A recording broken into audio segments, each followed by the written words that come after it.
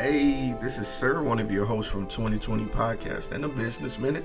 I wanted to take a moment to send my thanks to each and every listener who has listened, shared, and subscribed to our podcast via SoundCloud, iTunes, or YouTube. We really appreciate you.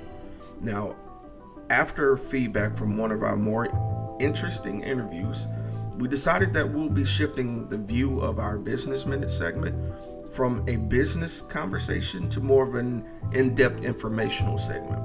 What I mean is that we will still perform the interviews as normal, but we will also give our guests the chance to speak about pertinent topics in our community. Now, this week we are focusing on mental health, a topic that I feel that is often mentioned but seldom discussed. So please tune in this week. We'd be glad to share our thoughts and the information with you that we feel that would not only help us as a community, but educate us as well. Thank you a ton for listening. We appreciate you on behalf of 2020. God bless.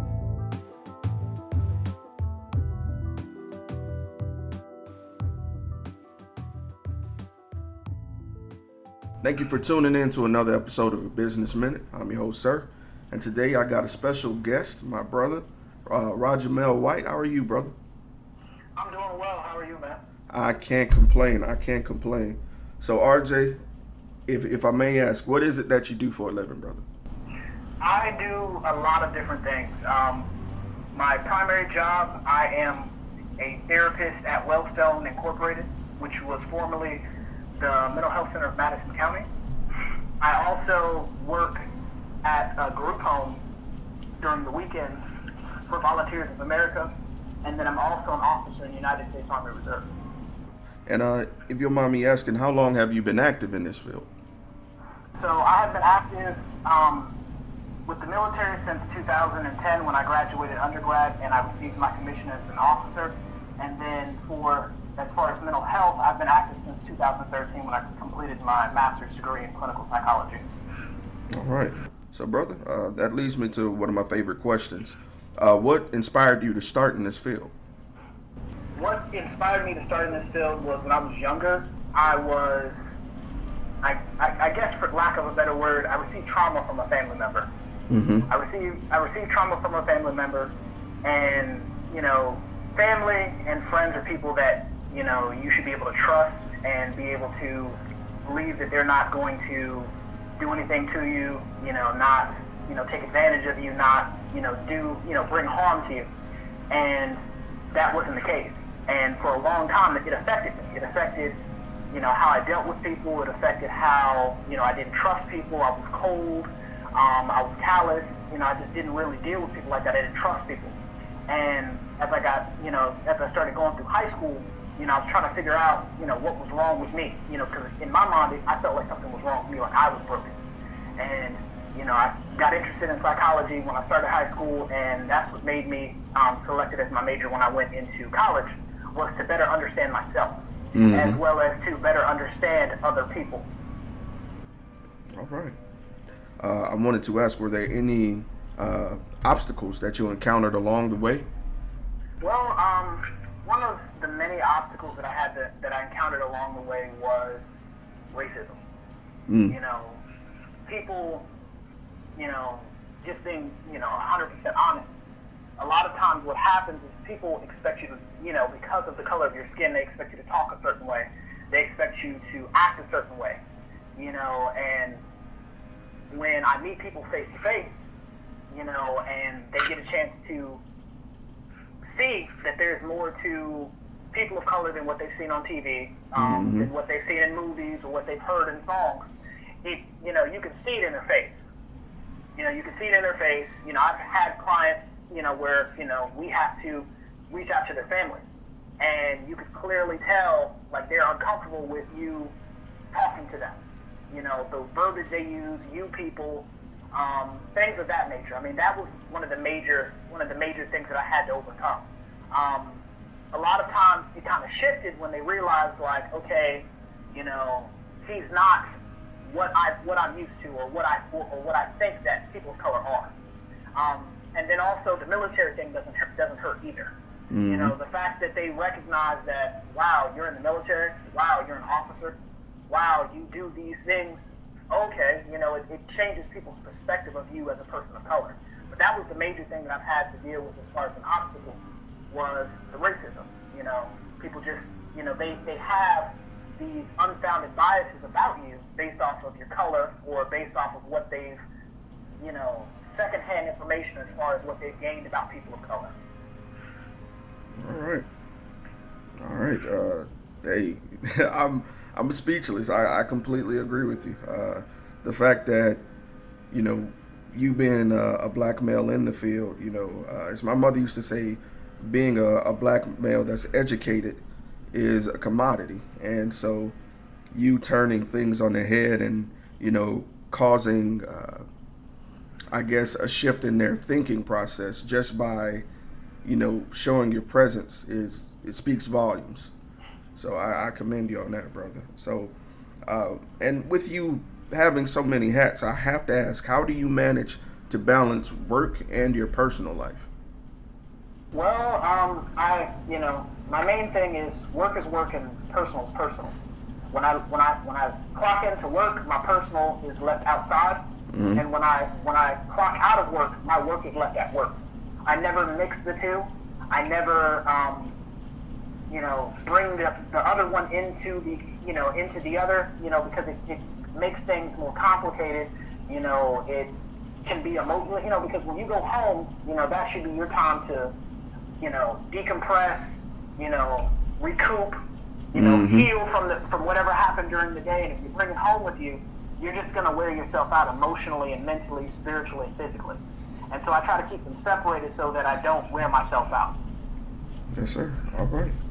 So, with your years of experience with the military and through education up to this point, is there any experience that you did find to be the most memorable overall? I'll say that, it's normally the same experience because in psychology, it's a helping profession. Mm-hmm. Unless you're some, high-end doctor, normally what ends up happening is you have, you're not going to get rich in it. You're just not. That's just the realism of it. You're not going to get rich in helping profession. Unless you're a doctor, a psychiatrist to famous people or a therapist to famous people, you're just not going to get rich in it. So, a lot of times, you have to do it because God put that on your spirit to do it. Mm. And so because you're going to have people that talk to you crazy and you can't take it personally. I've had people spit on me before. I've had people throw things at me before. I've had clients attack me before, but can't take that personally, and at the end of the day, these, person is doing what they're doing, not because, it's personal, but because they're not well. And so it takes a special person to be able to, despite all of that, be able to help people get past where they currently are at that time. And so being able to do that is, some of the most memorable things, because I've had clients like years later, they remember things that we talked about when we had sessions, either an individual session, a group session, or a family session. And they'll walk up to me in the store. I've been at restaurants, at the mall, at the movies, just different places. And they'll tell you, like, I still remember you telling me that, like, that stuck with me. Mm. Or you'll have clients that will tell you saved my life. Because I was going this direction, and because you sat down and you really cared enough about me to sit down and be real with me. And you really cared enough about me to be invested in what was going on with me, that it kept me from, going so far left I couldn't come back. Well, I imagine that probably makes your day at that point, hearing that. And especially if this is a field, like you said, it isn't about the money. It's about what God puts on your heart and wanting to help. So I can imagine seeing the fruit of your words, come to fruition and receiving praise. That's wonderful. All right. Now, on the downside of things, of course, this was a long time coming to get to this point. So I want to ask, at any point, RJ, did you feel that you wouldn't be successful? And if so, who or what changed your mind? Yeah, I did feel like, because it becomes a point where, you really look at the number of people that you're seeing on a regular basis. And mm-hmm. A lot of our clients sometimes, especially if you're working at the community mental health level, you're working at the community level, Now, if you have your own private practice or you're working at a clinic, it's different. But when you're working at the community level, you know, a lot of your clients, and depending on what you're doing at the community level, a lot of your clients you will be seeing on a consistent basis, like to the point to where you know you don't even have to ask them a question. You can fill out a whole assessment without having to ask them anything. And so for me, it was getting to the point, you know, I'm a person I like, you know, ever since I was a kid, I've always been into superheroes and comics and stuff like that. Mm-hmm. And when you know, read comics and you read, you know, watch anime or you watch cartoons, the superhero or the protagonist is able to, you know, save the day, and then we move on to the next thing. Not we're still stuck in the same place. Mm-hmm. And so at times you have some clients where they choose to be in the same spot. And so, you know, it was getting to the point for me where it was like, am I really making a difference? Am I really helping people as much as I can? You know, because I keep seeing them. So clearly I'm doing something wrong if, you know, I'm not able to help them get to the next level. If I'm not able to help them transition from this point in their life. You know, and, you know, I constantly prayed about it. And, you know, I also had people that were, you know, that I worked with, you know, and that I had close relationships with that kind of kept me focused and kept me grounded, you know, people like, you know, my sorority sister Jamia, as well as my other sorority sister Cherie, you know, we talk all the time about different things and about different issues that we've had, different experiences that we had, and then, you know, we're able to kind of, I guess, help keep each other grounded and build each other up. That's wonderful to have a support system, especially no matter, you know, what background you're in or where you come from.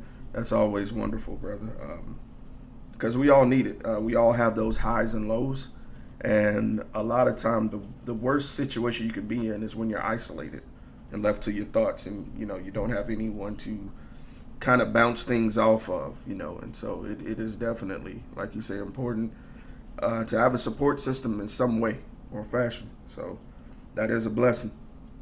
So RJ, my next question is a little bit long term. So I want to ask you, where would you like to see yourself, and in your field, of course, in the next 1 year, in 3 years, and in 10 years?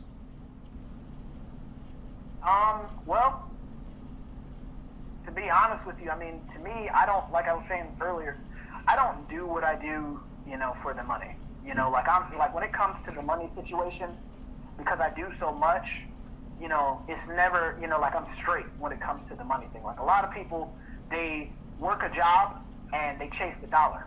And as long as you're chasing the dollar, you're never truly going to be satisfied, because enough is never going to be enough. Mm-hmm. And so for me, I've put, instead of putting the dollar as the most important thing, I placed helping as many people as I can as the most important thing.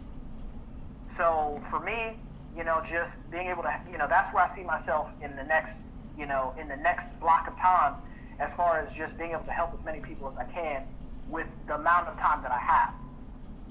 You know, because, you know, you want to leave, you know, my grandfather told me, you know, when I was a child, you want to leave the world a better place than what you found it. Mm.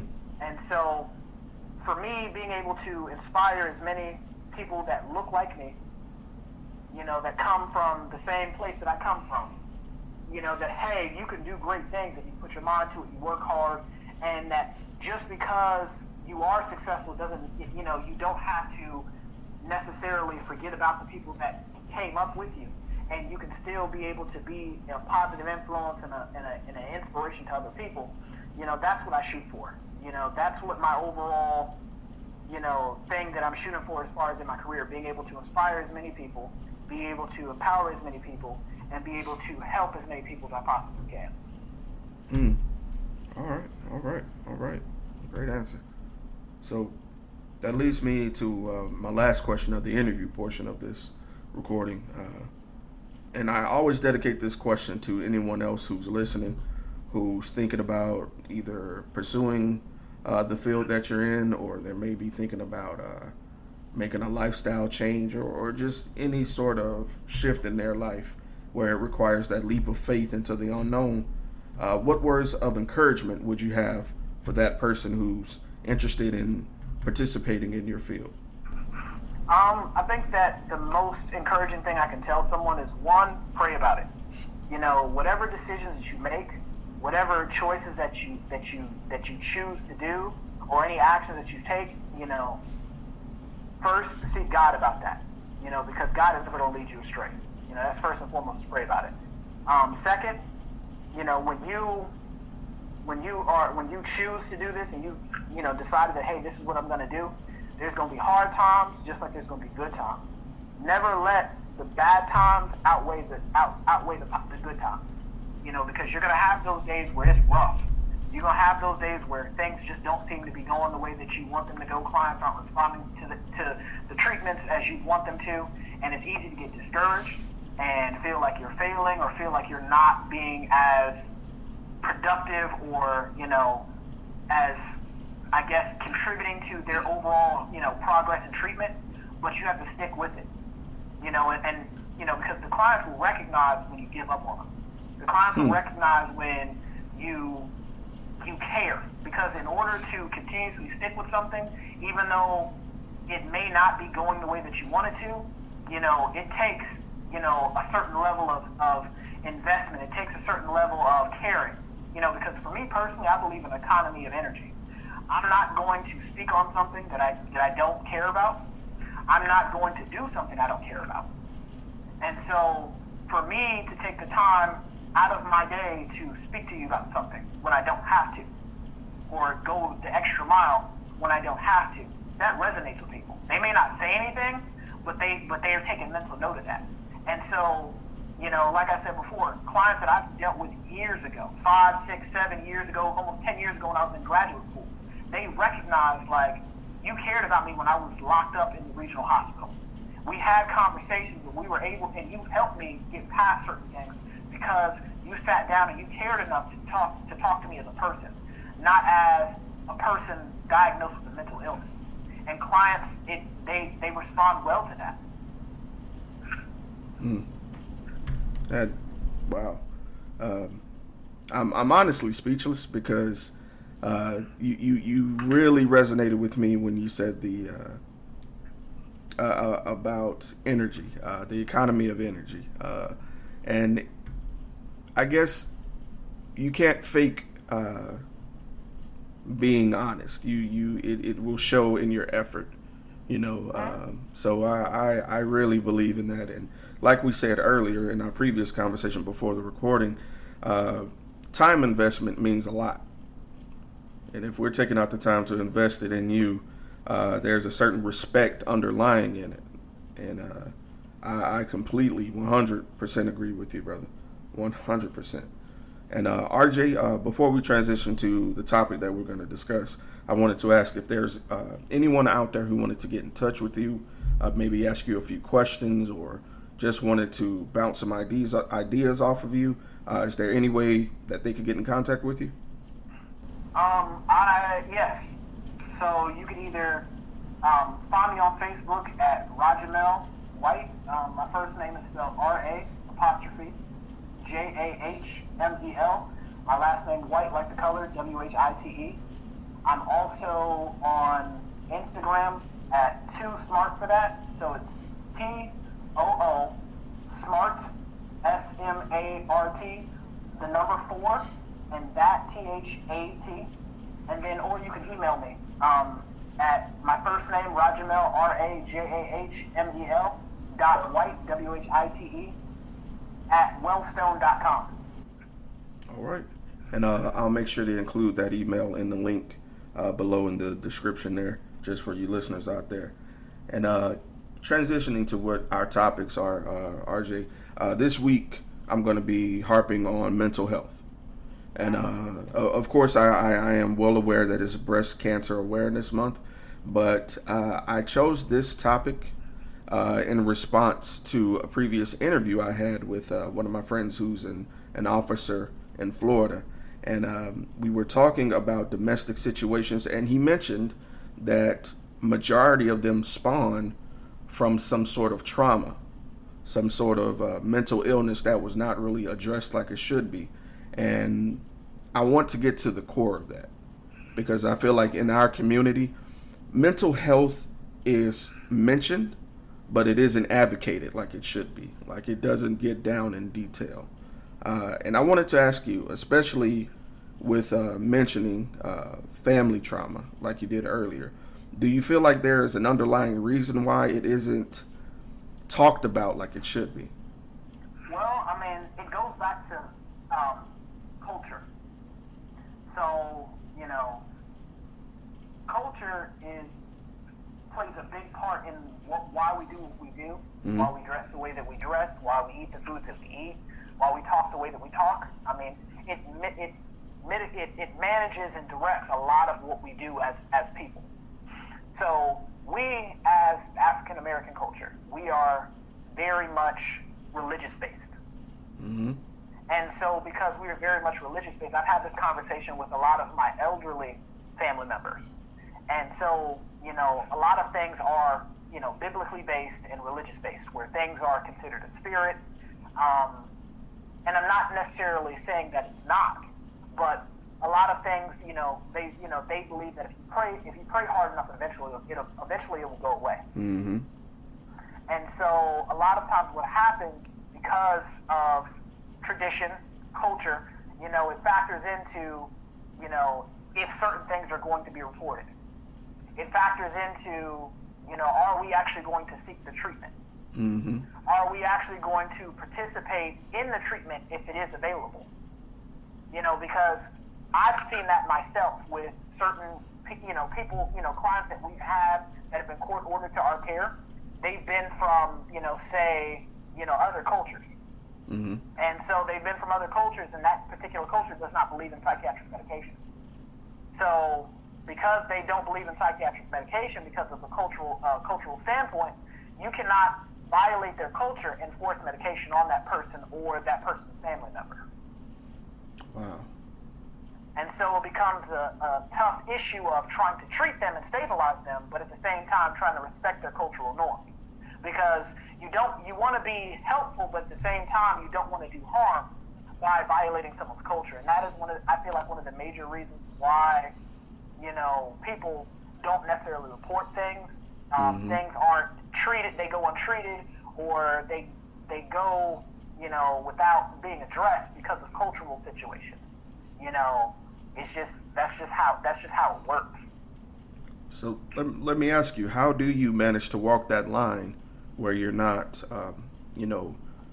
offending their culture, but still managing to address the situation? Like, how do you manage to do that? Well, I mean, first and foremost, you have to understand. You have to be empathetic, and you have to be understanding. First and foremost, it's very easy to, from the standpoint of, think something is abnormal because it's not something you would do. Because society dictates what's abnormal, what's considered, normal. Mm-hmm. So, back in biblical times, Adam and Eve were naked until they ate from until they ate the forbidden fruit. True. They were walking around with no clothes on. If you go outside right now with no clothes on, they probably gonna call the police. You're probably gonna catch some charges. That's true. Because that's considered abnormal. That's considered, not, okay in today's society. It's true. And so things, in psychology they call it a paradigm shift. And so basically what a paradigm shift is where as time changes, thought processes, beliefs, and things of that nature change with time. So people used to think the earth was flat. And then once, navigators and travelers and explorers and merchants started sailing around the world, they realized that it wasn't flat. It was actually, spherical in shape. And so that is a paradigm shift. So you want to be caring and understanding of their culture and not be offensive, first and foremost, and you want to try to understand their culture, understand where they're coming from when they're saying what they're saying, understand where they're coming from when they're doing what they're doing. Don't, and as a healthcare provider anyway, it's supposed to be non-judgmental. And that sometimes can be hard in and of itself, because especially when it's something negative like substance abuse, or, something of that nature, it's easy to say, well, dang, they have that issue because, they can't stop doing drugs. That's judgmental. But at the end of the day, a lot of mitigating factors can domino effect into somebody using drugs. Genetics, stuff that they don't have control over, trauma, all of those things can factor into a person making the decisions that they make. And so it's important to understand where they're coming from first and foremost. And then once you understand where they're coming from, you're able to kind of navigate and help them get to a better point, because there might be some middle ground that you guys might be able to work on. There might be some medications they're willing to take that don't violate their religion. And so by taking the time to first care enough to understand them, you'll be able to mitigate some middle ground, or you might be able to find something that will help them, that can get the same benefit as what you're trying to propose to them, instead of just forcing it on them. Okay. Compromise. Yeah, I like that.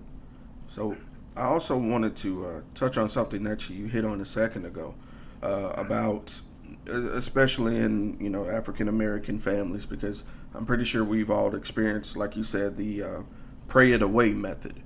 And there's also the situation of what happens in this family stays in this family. And I've seen that work in a more destructive fashion than it should have. And I have as well. Yes, sir. And what happens is those feelings fester, and then it turns into resentment. And then now it leaves a lasting impression throughout your life, and now it can cause a rift between you and the rest of your family. How do you combat that? I understand respecting one's religious traditions, but how do you give someone the strength to, I guess, go against the family? Because we all tend to have that family hierarchy system, especially in black families. Are there any tips you could give there?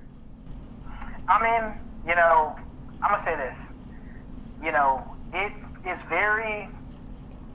It's very difficult to do the right thing when everyone else is against you. If being a good person was easy, or doing the right thing was easy, everybody would do it. There would be no crime, there would be no murder, there would be no rape, there would be none of the negative things that we see in society every day. So a lot of times what has to happen is, like I was saying before, when you make major decisions, always pray about it first. Pray about it first, seek God's guidance, and when you have made up in your mind what it is that you're going to do, you have to be all in. You can't be 50-50. You can't be half in, half out. You got to be all in, because it's going to be hard. People aren't going to agree with your decision, but you as a person that is making the decision, you have to feel in your heart of hearts that this was the right decision to make. And it's important that, one, that you don't do what you do for other people. You do what you do for yourself. You should not be, because in today's society, we tend to get caught up on what everyone else is going to think. Well, what is this person going to say? How's this person going to feel? At the end of the day, if they truly matter, they're not going to mind. And if they mind, then they don't matter. My grandfather told me when I was a kid that if it's not lifting you up or making you better, then it's not doing anything but holding you back. And I mean, I would never tell anybody to turn their back on their family, because your family is all you got. If you don't have anybody else, you have the people that you share blood with. But at the end of the day, if your family truly cared about you and your family truly had your best interest at heart, they would support you in the decisions that you make. The positive decisions, not the negative ones, the positive ones. Especially ones that are going to make you a better person. Because like I was saying earlier, economy of energy. I'm not going to do anything that is not going to make me a better person. That's not going to add value to my life. That's not going to increase my life in a positive way. Because at the end of the day, if I'm just doing something for the sake of doing it, and it's not going to increase my life or make me a better person, it's going to do the exact opposite. It's going to make me a worse person, or it's going to have me doing things that I have no business doing. Wow. Yeah. Again, brother, you blowing my mind, RJ. You blowing my mind, man.